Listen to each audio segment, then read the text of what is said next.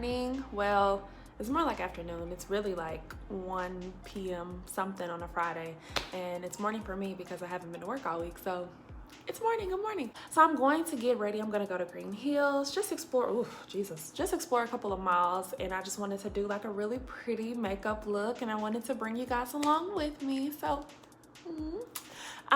yeah, like I said, I'm just doing a really pretty, simple yet pretty makeup look. I just want to look cute in the mall. So thank you for watching. If you do like this, go ahead and give it a thumbs up, share it, subscribe to my channel, like the video. Yeah, thank you. I want to start off using primer, so I'm using my Old Faithful MAC Prep and Prime. I'm moisturizing that throughout my face as well as my neck. Now I have very oily skin, so the foundation I'm using is a matte finish, which ultimately combats some of the oil that I have throughout the day.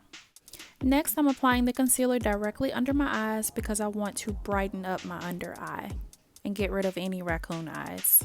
So you'll notice that I'm using a setting spray. I have noticed that there's a huge difference between when I use a setting spray and when I don't, so I prefer to use a setting spray. And in doing so, it prevents the concealer from creasing underneath my eyes and creating those wrinkles, those unwanted wrinkles.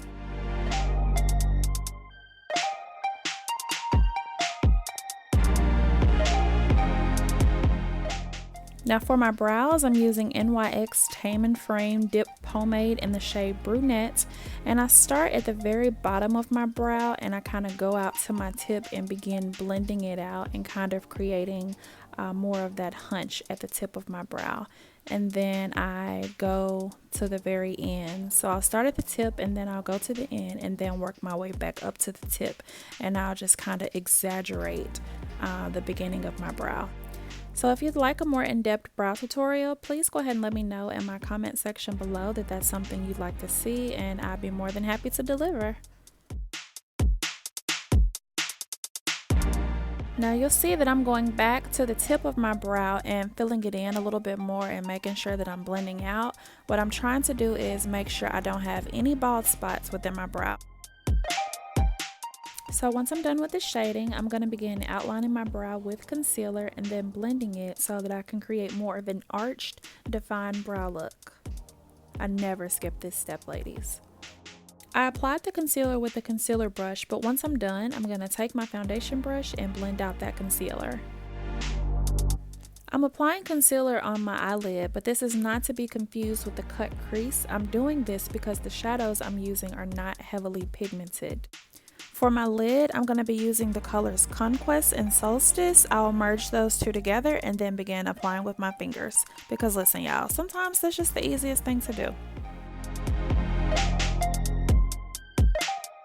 My transitional color is Oasis, and I'm going to begin applying that to my crease and blending it out, making sure that I don't get too much of it in my lid or underneath my brow bone.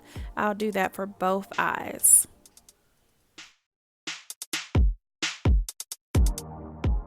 So I'm going to take the color Bite and begin applying it to my outer crease. I'll take it to my outer crease, go about midway, and then bring it to my outer lower lid as well. I want to make sure I keep it on the outer corners, but I am going to blend it in halfway a little bit. I'll do that for both eyes as well.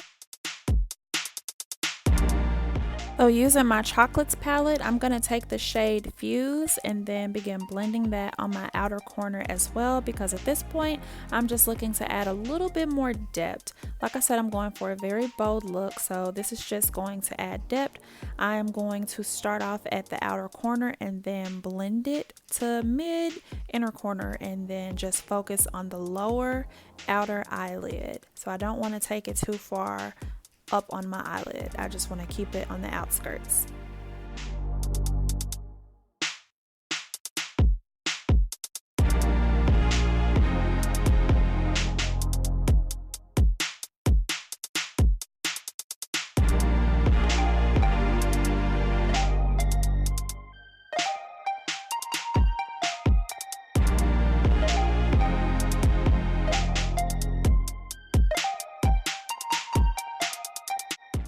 So now I'm just taking my black liner and applying it to my lower lid.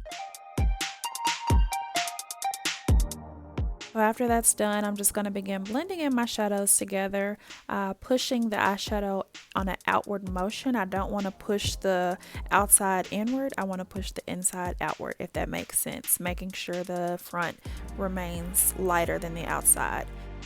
So now I'm going to begin applying my black eyeliner, and I want to create more of a straight winged eyeliner look. So I start at the very beginning, I pull my skin back so that I'm able to guide the wing and create more of a straight line. So I'm just trying to get it thick and even, and then I'll kind of merge it with the bottom liner as well. So I'm doing the same with my other eye, just kind of holding my skin back a little bit and guiding my straight winged line. Alright, and now it's time for blush. So I'm using the shade Toasted Almond. I'm going to smile and then apply the blush to the apples of my cheeks. Smiling really helps me to notate where I need to apply that blush. And if you know me, you know I am absolutely bonkers over this Tarte palette. I'm just going to go in and apply it right on top of my blush for that highlighted glowy effect. And if you know me, you know I love Maybelline Mascara. I'm just going to begin applying that in a downward motion, and then I will push the mascara up on my lashes as well. So I always go down and then I go up. I never do one or the other. I do them both. Applying my nude lipstick, and sheesh! Accompanying me for my twist takedown is pumpkin seed oil. I'm just going to apply it throughout my hands, rub it all together, and then coat it on every single twist, disperse it evenly, and then massage it. And then I'll begin taking down each twist. Even though I did this style on dry hair, I want to take my time with this because I don't want too much frizz, not more frizz than I have to have. So just take my time taking each one down one by one.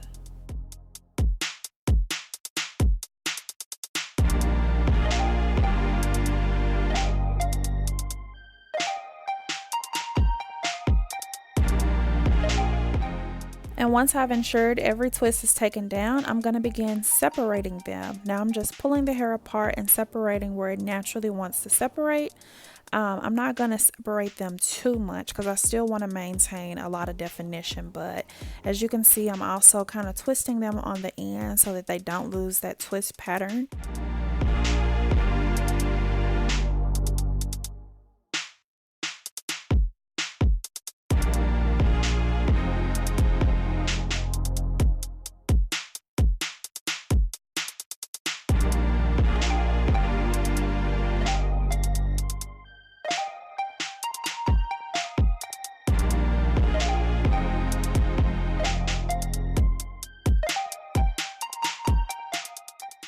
I'm going to go in one more time with the pumpkin seed oil because I want to ensure that my hair is moisturized as much as possible because I plan on keeping my hair up like this for a couple of days.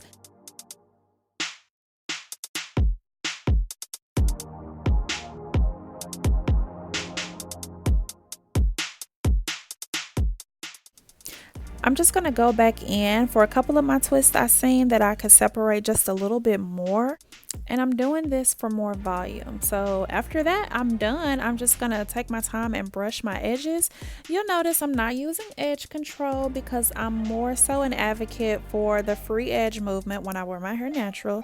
To each its own, you can edge it up, girl. But me?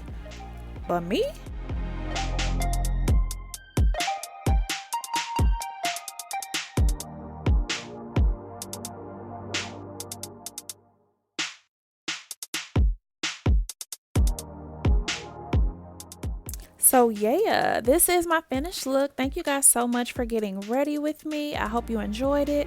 If there was anything in this video that you'd like to see more of, or you'd like for me to do a more in-depth tutorial, let me know.